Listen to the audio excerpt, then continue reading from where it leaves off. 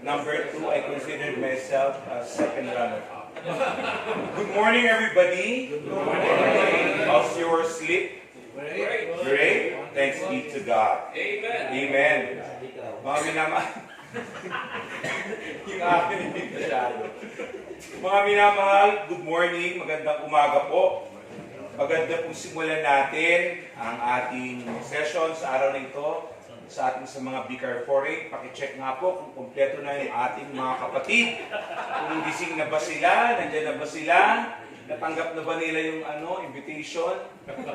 Talaga po pang matindihan yung invitation na yan. Very good. Pakicheck po mga Vicar Foreigns kung nandyan na po ang ating mga kapatid. Nabigyan na. Naibigay na po ba? Okay, kompleto na? May naman eh. May laman. Okay, kompleto na. Sige po. Sa Vikarya ng Divina Pastora ni St. John, di po masin, kompleto na po ba? Kompleto na. Salamat po. Sa ating sa San Nicolas Tolentino. Okay, very good. Sa St. Rose and St. Francis. Kompleto po. Kompleto po. Salamat po. Kahapon, nagsimula tayo sa isang linyada ni Father, no? Ni Father Ramil. Yung kanyang kanta ay Tagu-taguan. Maliwanag ang buwan. Pinagnilay-nilayan ko po yung kanta na itatapat ko doon sa hindi ko maintindihan. Pero meron naman po akong naalala. Ito po ang linyada. Langit, lupa, impyerno, impyerno, saksak, puso, tulo ang dugo. Umalis ka na dyan sa pwesto mo. Father Rami, maraming pong salamat sa iyong napakatinding production. Talagang very inspiring. Inspirable. Halos hindi ako makatulog kagabi. Maraming salamat, Father. Thank you very much po. So bago po natin nasimulan ang ating paglalakbay sa araw na ito, maganda pong balikan natin yung mga taong naging key person kahapon para maging matagumpay ang ating paglalakbay. At napag-nilay-nilayan ko po kung paano sila sasalamatan. Ang isasagot niyo po ay bakit? Pakisabi nga po. Father Mark. Nasaan ba si Father Mark? Ay, Father Mark. Bakit? Ang sagot lang, bakit? Father Mark. Alarm clock ka ba? Ginising mo kami ng iyong matinding ngiti. Nagmamahal, ring bearer. Maraming salamat. Ano pala? Bearer. Bearer. Kaya sabi ko, asal pala yung ring pala. Nagkamali.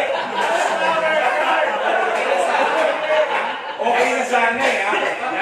Sinasap. Bunyan flower girl. Salamat po pa yun. Salamat po, Father, for making us or ginising mo kami. Father Ramil! Bakit? Ha? Father Ramil! Bakit? Sentrum ka ba? Bakit? Kasi you make our life complete. Kahapon, lalo higit.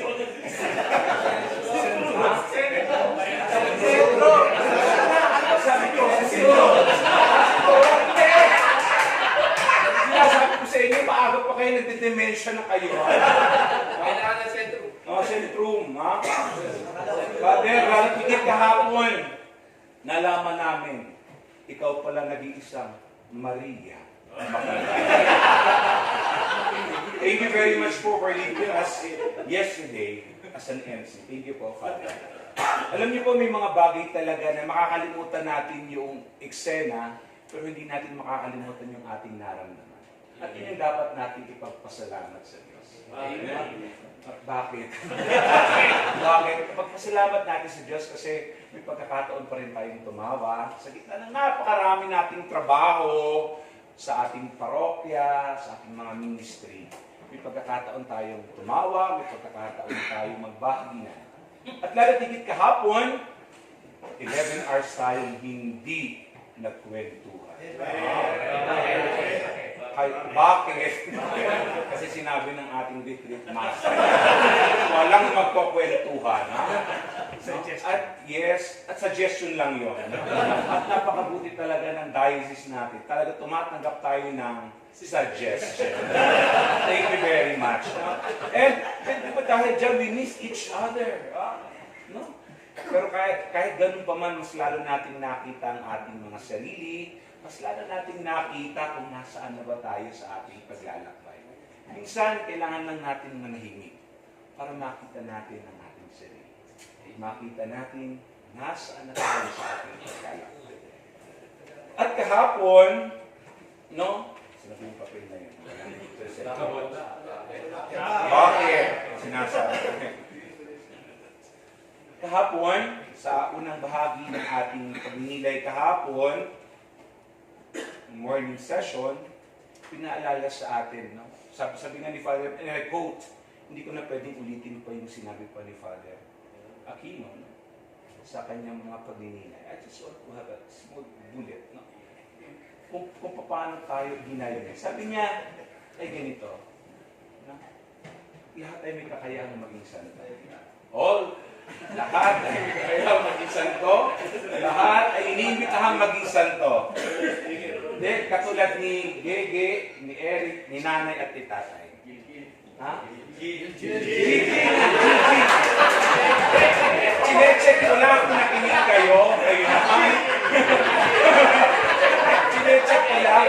At least alam ng Gege yun. Gege.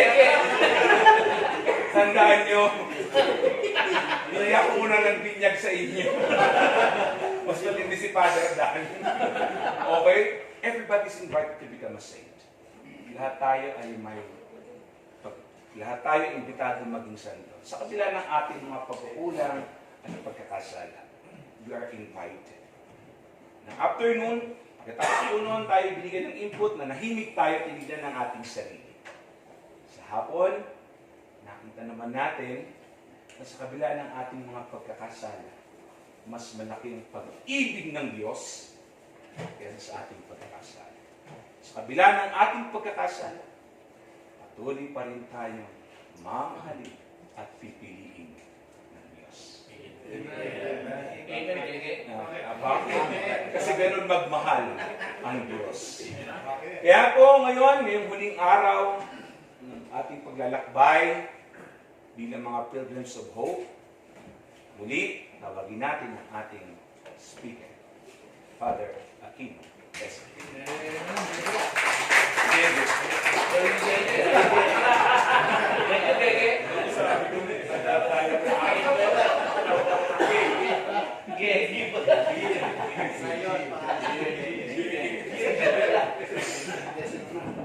Salamat, last day na ng summary.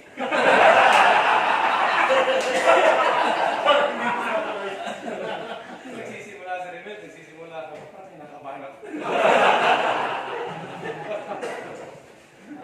Business lang ko muna.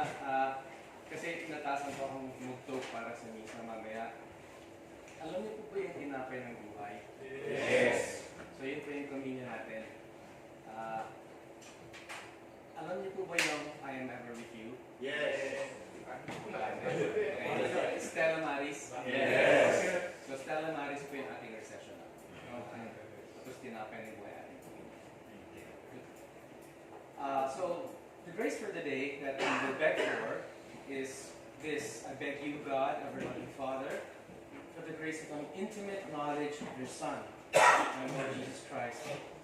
Knowing him deeply, I may see him more clearly, love him more dearly, and follow him more nearly.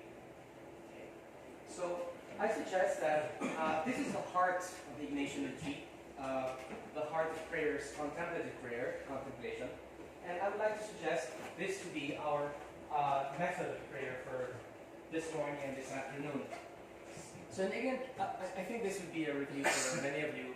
In Ignatian contemplation, you take a gospel account, the story of Jesus, which I listed down for you. There are many, you can choose just one or two or three. And you pick that and you read that. And after you read, we start contemplation. So you make yourself a part of the scene. You don't watch it as an outsider. You make yourself a part of the scene as you do the movie in your mind. Repeat the story in your head, and you are part of the scene, or part of the story. Whether you're a disciple, a stranger, you can even be an inanimate object, a rock, a table, etc. But the point is that you are part of the story, and that Jesus is just nearby and within our arm's reach. The second point is you focus on Jesus. You focus on him, his exterior and his interior. His exterior, how does he look? His physical appearance, his behavior, how he moves with people, what he says, how he says it. And also the feelings. You can discern what Jesus feels or his emotions. And to do all that, use your imagination and make full use of the imagination and your five senses.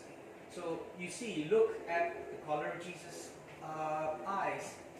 Look at what he looks like. You hear the pitch of his voice. For example, you smell.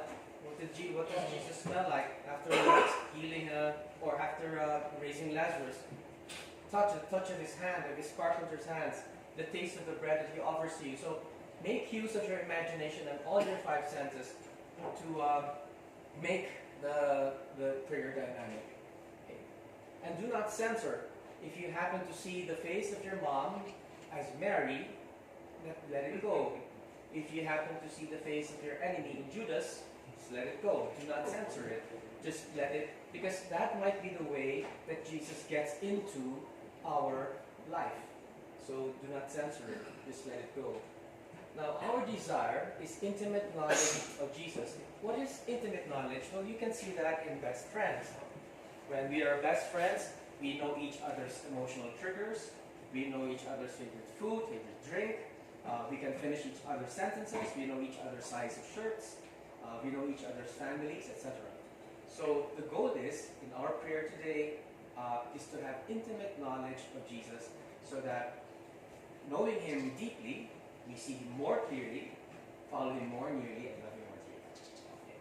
So make full use of that imagination. And fall in love again with Jesus. So let us focus on Jesus' deep humanity, because we are going back to Israel, Jerusalem, and Galilee.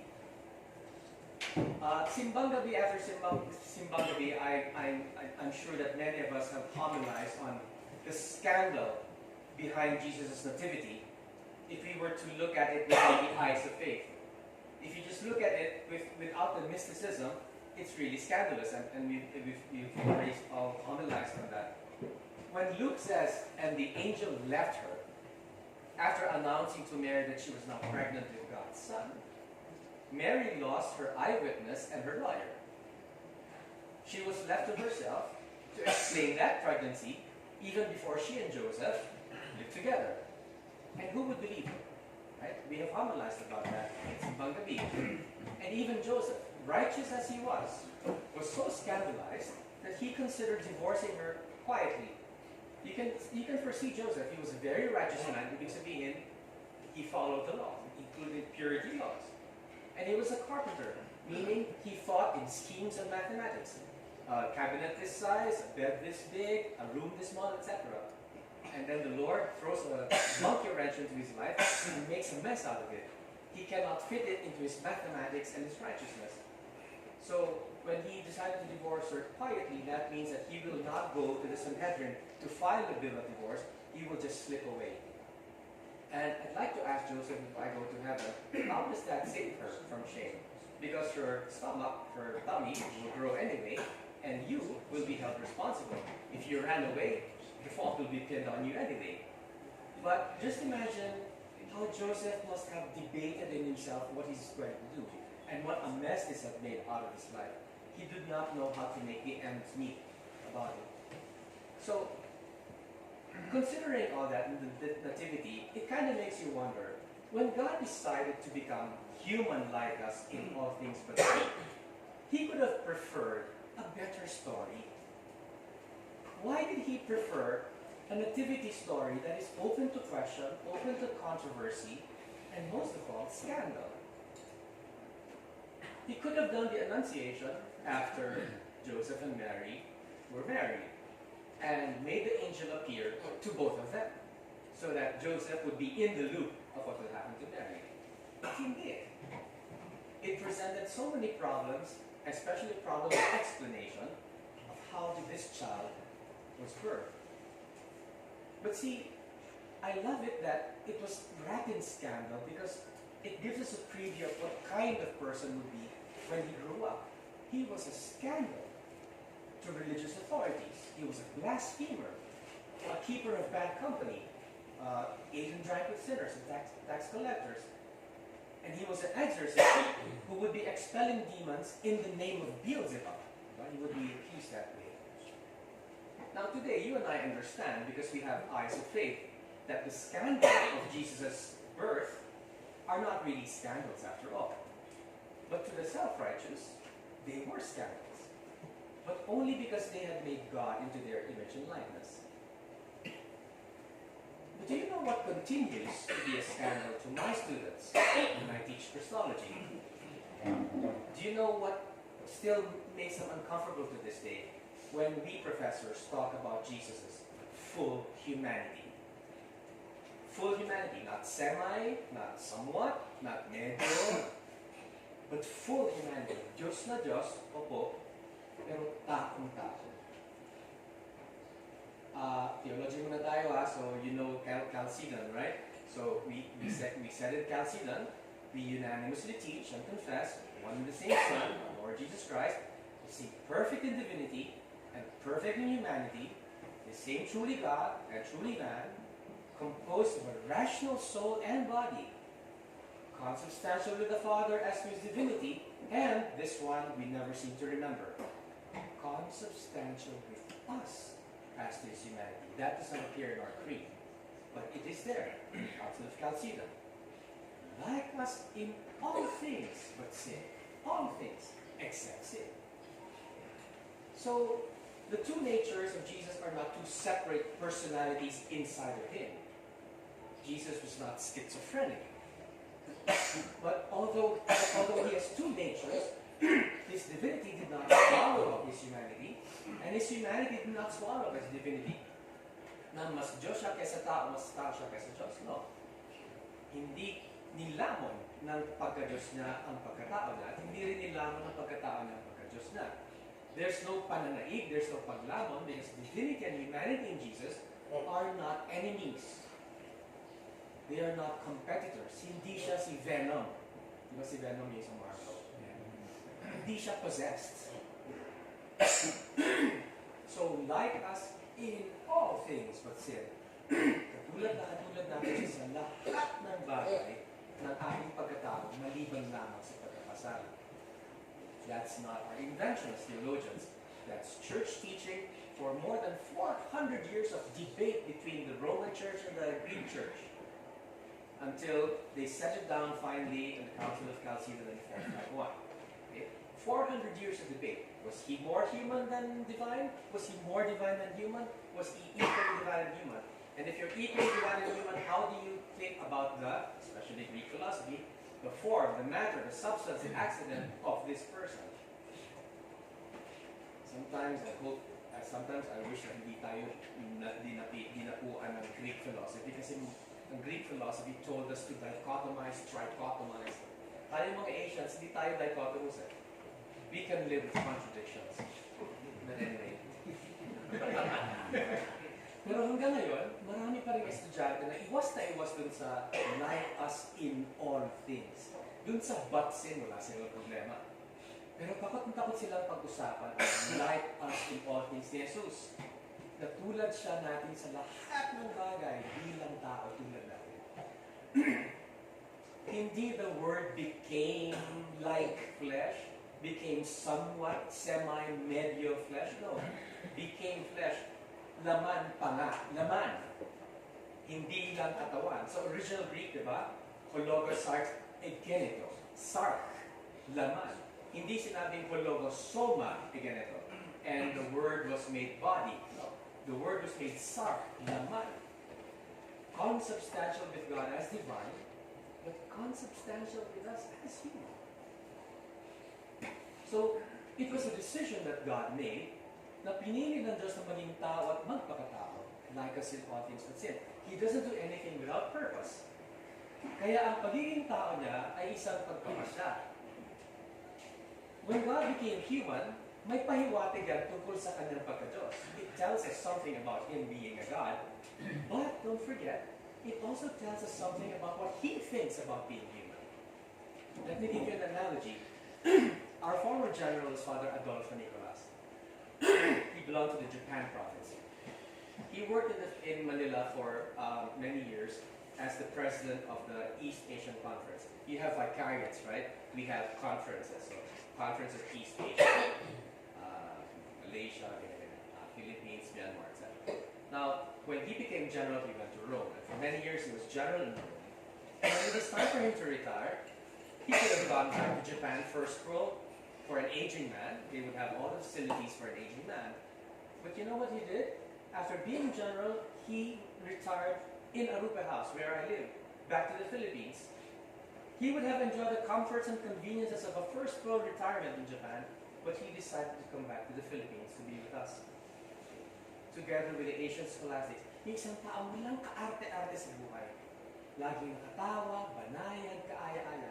You would never think he was superior general in the line of Ignatius. Now, his coming back to third world Philippines says much about him. His simplicity, his humility, yes. But at the same time, his deliberate choice to retire in the Philippines also says much about what he thinks and feels. Us, the Philippines. He loved our warmth, candor, and friendliness over the formality, the hierarchy, the coldness of Japan. He says, in Japan, when my own brothers greet me, they still bow. Is that okay? Friends. So, we say again, pinili ng Diyos na maging tao at magpakatao like us in all things but sin. Pinasya niya na maging katulad natin. That says something about God, right? His humility and simplicity. But happily so, it also says something about what He thinks about us, our humanity. But we like it more when we engage Jesus' full divinity, right? Because we are afraid of imagining Him in His full humanity. And the irony of that is, none of us has ever been divine. We've always been and will always be human. But we like imagining Him as divine. Maybe this way, we seem to want to protect Jesus from too much humanity. Why? Because we have equated humanity with sin.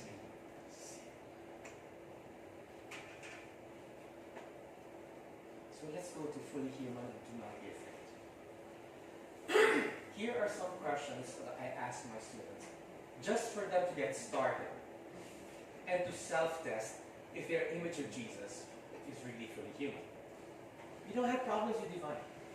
We have problems with fully human, even though we've never been divine. First, when Jesus was a child, I asked them, did He automatically know everything, intellectually and skill-wise? Or did He have a learning curve like most of us do? For example, kinailangan ba siyang turuan magtali ng sandals? Kinailangan ba siyang turuan read the 3 R's, reading, writing, arithmetic? Tinuruan, kailangan turuan magtali sa kusina ng prutas at gulay, magpaapoy ng kalan. Kinailangan ba ni Jose na turuan siya ng sumukat, pumutol, bumuo? O marunong na siya yan? Matik na. Errors. Through the learning curve, Can you imagine Jesus ever making mistakes? Tying his sandals? Did he drop a cup and break it? And committed errors in pronunciation, declension, conjugation in Hebrew. His mother tongue was Aramaic, but he had to learn Hebrew to be able to read and pray the Torah.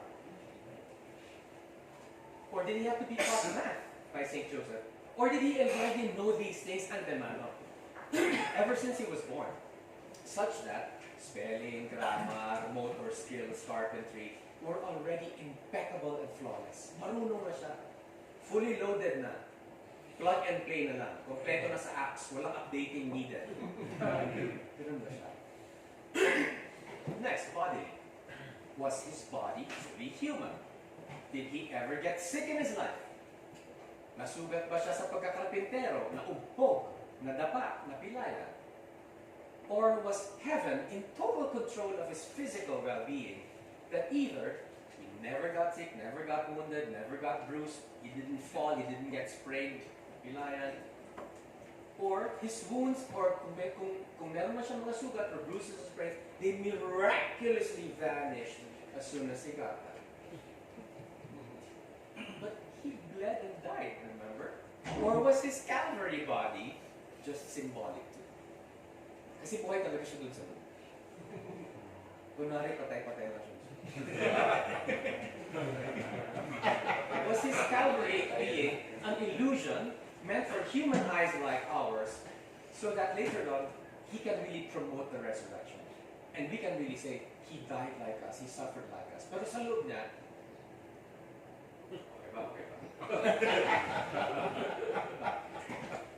here are more difficult questions on Jesus' humanity.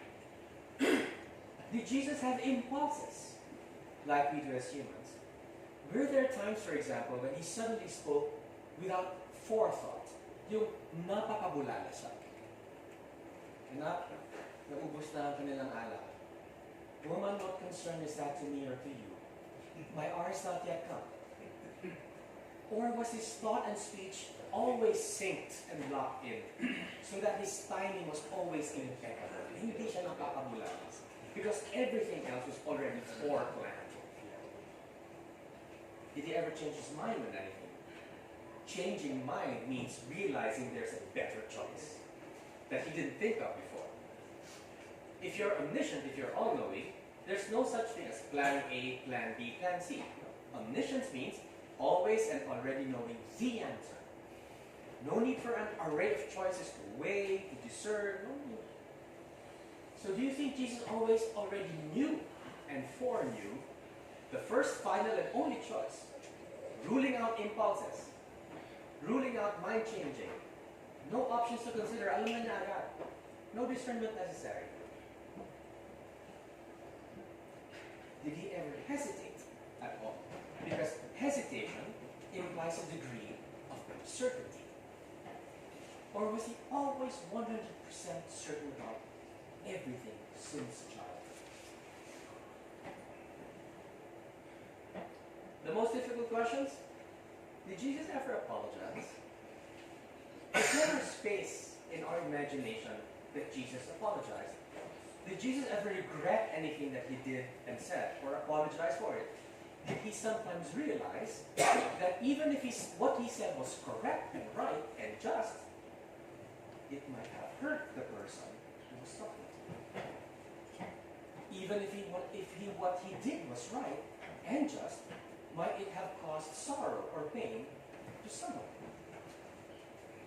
Especially when he left carpentry after 30, 31 years, and left home, and left Mary, because nothing was more bittersweet for a dad or a mom than a child leaving home to pursue his own dreams. Was he so happy to, Mom, bye-bye? Or was he apologetic that he had to do this? Next, did he have negative emotions? When he showed deep emotion like grief, crying over Jerusalem, crying over Lazarus, for example. When he showed deep emotion like anger, Pharisees, Peter, James, and John, our gospel this Sunday, cursing the fig tree. Or sympathy to the hungry, the sick, the mourning. Were these merely cultivated emotions? Why? were they just polite? Why? Because if he saw the future, that the future will be bright for everyone, then his sorrow would have been superfluous. His anger would have been not needed. Because he always saw that it will all end in justice and right. For many of my students, those questions are not just difficult, they're shocking. Pero halata, natakot silang isipin at tanggapin ang walang patumanggang lalim ng katauhan ni Jesus. My students eventually realized later on after the Christology, especially when we discuss the heresies, no? They eventually realized that their image of Jesus is one who seems only to pretend to be human, but he was really only divine. Sabi ko, na-closet heretic na yung lahat. Here are deeper considerations. Now, these are a fruit of my own contemplation for many years, so I'm not forcing this on you, I'm just sharing this with you. Did Jesus felt like he sinned? Hebrews says, "For we do not have a high priest who is unable to sympathize with our weaknesses, but we have one who in every respect has been tested, as we are, yet without sin." Father Juan Bautista was working on, he's an ardent reader of, what do you call those, memoirs of saints and mystics, because he wants to come up with a book, a summary of what of the memoirs of the mystics, as of Avila, St. John of the Cross. I remember him saying through his work that the closer the mystics and the saints are drawn to God, the holier they become, so too do they feel more and more that they're the world's worst sinners. So the closer they get to holiness and to God, the worse they feel about themselves as the greatest sinners in the world. Now, many years after that, I started to wonder if Jesus, the holiest of holies, might have had the same self-image or sentiment. So today, I wouldn't put it past Jesus if there were times when he felt he was a sinner. I'm not saying that he was. The key word here is felt. I have absolutely no doubts he did not and never sinned. No doubts at all. But since he was fully human and fully body, I wouldn't be surprised if Jesus, like the saints and the mystics, sometimes felt that he was as sinful as the next guy. Especially, again, when it was time to leave his mother. The life expectancy of people in the first century was 30 to 35 years old. It did not mean that they all died by 35. It just says that life expectancy, average life, is 30 to 35, after which they expire. That's why when people lived beyond 35, they were thought of as blessed by God. Abraham, Methuselah, Moses. So Jesus must have had a regular run of his life. He was already like 30, 31 when he went for ministry for 2 or 3 years. Can you imagine that day when he said, "Ma, kailangan ko na talagang gawin to." And Mother Mary said, "Alam ko anak, matagal mo na yung pinag-iisipan. Sige na, go na." Pero mas sino mag-aalaga sa'yo, lagi ko yung iniisip, ay sinabi ko naman sa'yo, mga kapitbahay na Jews live by families like Filipinos do. No, magkakalapit sila. Andiyan ang tito mo, andiyan ang tito mo. Pag aalagaan nila, pag babalik-balik ka naman, sigurado ka ma. Anak, matagal na tayo iniisip, go. And can you imagine the guilt that Jesus must have felt to leave his mom and to stop all, kasi siya yung breadwinner, to stop all the breadwinning. That's why maybe he postponed this decision to when he was 30 or 31, because he just had to earn and give his mom like a deposit so that to see her through the rest of her life. And in my contemplation, that is why the very first person he wanted to see when he went on ministry was John the Baptist down the river. Remember, John baptized people of their sins, and Jesus descended descended into that water alongside of sinners. For me, that was not just a selfie. Sige, let's descend with the sinners para masabi natin sa mga future Catholics, oh, I'm with the sinners. It was not a selfie or a photo op. I bet Jesus felt so terrible about himself, leaving his widowed mother behind, and decided to go full-time on ministry, that the first person he wanted to confess to was John. And I could see that day when he told John, I felt terrible about leaving my mom, but this is what I'm called to be. And for some reason, they heard the voice, whether the voice was from heaven or from a bird, or maybe it was John's voice, or it was the inner voice of God in Jesus. You are my beloved son. With you I am well pleased. A confirmation of his discernment. My mom could not enter my bedroom for 2 years when I left for Manila to enter the Jesuits. I felt very guilty. The only thing that could have stopped me from finally showing up for Andrew's Day was if my parents would tell me, anak, kailangan ka namin sa bahay. Kasi ako parati nag-aayos sa kanila pag nag-aaway. Since high school. Away sila nag-aaway, so ako nag-aayos. Kasi kung hindi, walang mangyayari. They turn on the cold, so hindi sila mag-iinikan for weeks on end. Until I could not stand aside and put them back together. Since high school, I was doing that. And ngayon, sino mag-aayos? And if they ever dropped the words, anak, kailangan ka namin, I would have not entered peace. So can you imagine how Jesus, I can imagine how Jesus must have felt when he left his mom. Which is why he made a beeline to the River Jordan where John the Baptist was forgiving sins, was baptizing for the forgiveness of sins. So, I wouldn't put it past Jesus, who was fully human, to have thought sometimes that he was a sinner, even if he did not sin. Second, moment of enlightenment. Isa sa pinakamahirap gawa ng homily, yung kwento ni Jesus at ang Syrophoenician woman. I gathered from research that many scholars believe that at the beginning of his ministry, Jesus really thought he was sent only to the Jews, to the children of Israel, as that story says. No? That God wanted him to reform Judaism from inside, especially its hierarchs in the temple, hierarchs. Until he met this remarkable woman, a Gentile, in Gentile territory. They were just walking through. And kaya says they had to walk through very fast through Gentile territory because they were not allowed to speak to Gentiles, otherwise they rendered them impure. Kaya diba, they were hurrying on. And this importunate woman, makulit, this importunate woman had a daughter who was possessed by an evil spirit, importuning Jesus, kinukulit si Jesus para i-exercise. And the apostle said, don't doctor, it's going to make us impure. Eh, makulit, said, please. Eh, siguro nainis na rin siya, so sabi niya, we do not take the food of the children, give it to the dogs, because Jews call Gentiles dogs.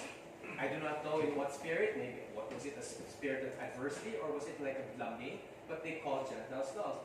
Pero, ma'am, hindi po binibigay ang pagkain ng mga bata sa dogs. And so, and he wasn't, in my contemplation, he wasn't even sure if he could exorcise the daughter of an unbeliever. Because he would always say, your faith has saved you. Could he exorcise somebody who did not believe in his own God? And it was in Gentile territory. Malay ba niya, may roaming yung powers na. Walang signal. Gentile territory. But the woman importuned him, makulit. At tinanggap niya, sabi niya, aso na akong aso, sir. Kung yan ang tawag niyo mga Hudyo sa amin, lulunakin ko yan, sir. Pagalingin niyo lang anak ko, kahit tira-tirang milagro lang, sir. Pwede niyan. That meeting was a moment of enlightenment for Jesus, a turning point in his ministry. Because thereafter, he broke his ministry open to non-Jews, realizing that his mission was more universal, had a wider circumference than he once thought. A moment of enlightenment. Kaya tulad natin, in my contemplation, nakaranas din si Jesus ng enlightenment. Ibig sabihin, sa malalim ng pagkataong tao, nagkaroon din siya ng pag-aakala ng mga malikhala ng winastok ng ama sa pagtakbo ng panahon. Parang sinabi sa kanya ng ama, "Oh, your powers are not just meant for Jews, ha? I'm just showing you by this experience that you ought to open your powers to everyone. Walang pili-pili." And wonder of wonders, it had to be a Gentile and a woman through whom God opened and changed the course of his son's ministry. To change your mind, even as a Messiah, is not a sign of weakness. It is a sign of deep humility. Next, apologetic. Napansin mo ba na ang mababait na tao mabilis mag-apologize?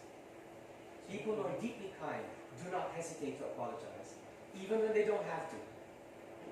Only the self-righteous and the self-certain are unapologetic, even when they know they've been hurtful. But as Jesus was raised by very good and very upright parents, he must have learned well the importance of saying he was sorry. I wouldn't put it past Jesus, for example, for the young Jesus, to have later realized how his actions hurt his parents when they did not ask permission to stay behind in Jerusalem. And when they found him, for even talking back to them, saying, "Didn't you know that I will be in my Father's house?" Mary was so flustered and angry, she said, "Why did you do this to us? Ba't mo ito ginawa sa amin?" Tapos, "Did you know that I'll be in my Father's house?" In Bishop Ambo's contemplation, galit na galit si Jesus, nung sumagot si Jesus. Na para sa contemplation na sinabi niya siya, "Pigilan mo ako, Maria, sasampalay ko yung bata niya." Dalawang ka ba namin sagot sa puding kami ng ganyan? Dalawang araw ka namin hinanap. Jerusalem and Nazareth and Jerusalem are 2 hours apart. Today, on a fast bus on a good road. Can you imagine how many days they had to travel during that time? With no roads and just sitting on a camel or a donkey to go back to Jesus and all expecting the worst of where his son is, where the son was. Now, devout Jews, like our parents back then, would discipline their children vigorously. Respect for parents was non-negotiable.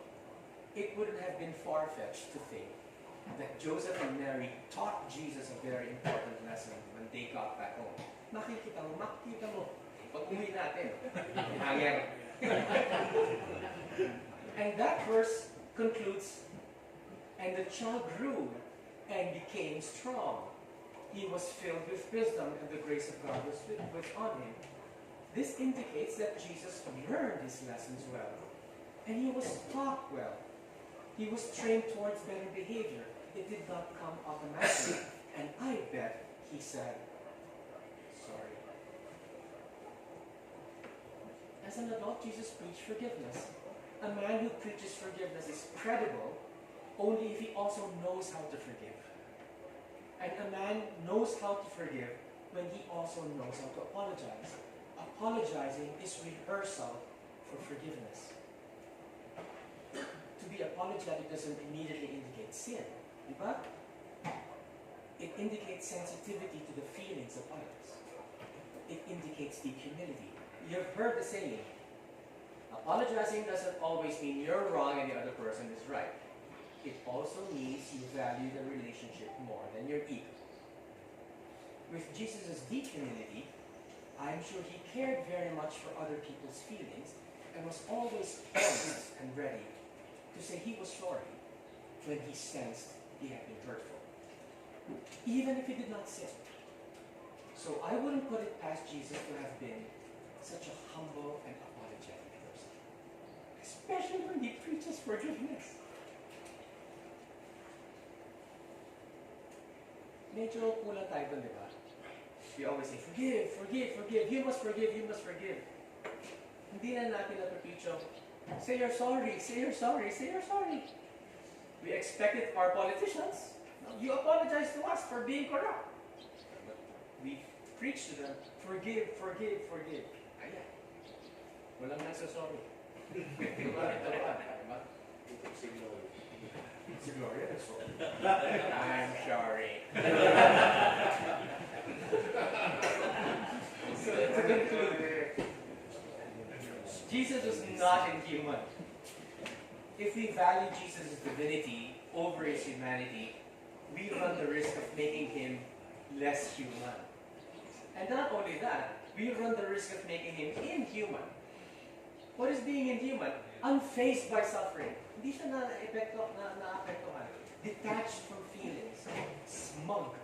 Ascendant. Also pretending, superficial, patronizing. Those are inhuman. Jesus was never like those. Nagkukunwari lang na tao tulad natin, pero hindi talaga. No, that's not what we believe. Jesus was truly human, truly divine.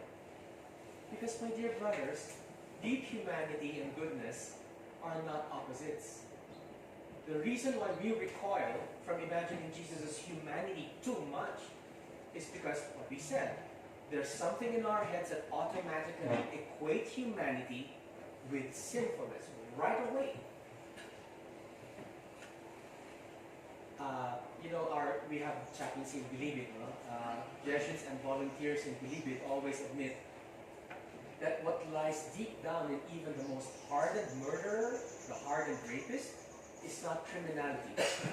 What lies deep down, they have seen this with their eyes, is goodness. In even the darkest criminals, they say, lies the capacity to love. And that capacity is your signal for deep goodness. Namimiss na pamilya nila. Nagsisisi sila kasi na ngayon, nahiwalay na sila sa mga anak nila. They love their children, their family. They have hopes for their future. They feel regret, remorse, and they look forward to freedom for a new life so that they can be with their families again. So, my point is, if we can see deep humanity even in the most hardened criminals, why are we so scared contemplating Jesus' humanity? Jesus did not have an easy life. We might think that to never cross the line over sin because he did not sin, it made for a better life. To never cross the line over to sin, but still experiencing temptation, like Hebrews says, is not bad. But it makes for a more difficult life. Ang hirap ng buhay na ang paghuhulos nila, pirmi-pirmihan, wagas. Can you imagine sometimes, or most of the time, it's just so easy to just give in to the temptation, just to flow in. But imagine the difficulty of life when you're so tempted to hit back, to say something really hurtful, deliberately to hurt, and to not do so. Paghuhulos nila ka. That's a very difficult life. Unlike what we see the Jesus image in paintings in the West or movies, na parang laging ganyan si Jesus, na parang is maraming buho, parang magkinis-kinis na naman, parang may parang far away look in his eyes, parang when he moves it's like a slow motion. It's not like that. For a person who did not fall into sin, did not cross over into sin, that's a very hard life. Kaya siguro minsan, init-init ang ulo na. Gusto niyang... So what is my point, my dear brothers? Be not afraid to contemplate Jesus' full humanity. Because deep in his humanity is goodness. Divinity. Deep in Jesus' humanity is goodness, is love. Those are the same words for divinity. Jesus is like us in all things but sin, but see how being so human is also so divine. And how being so divine is also so deeply human. And most of all, because he was deeply human, he knows us and understands us intimately. So that is my suggestion, my dear brothers, that we contemplate Jesus so that we see intimately and know him as human.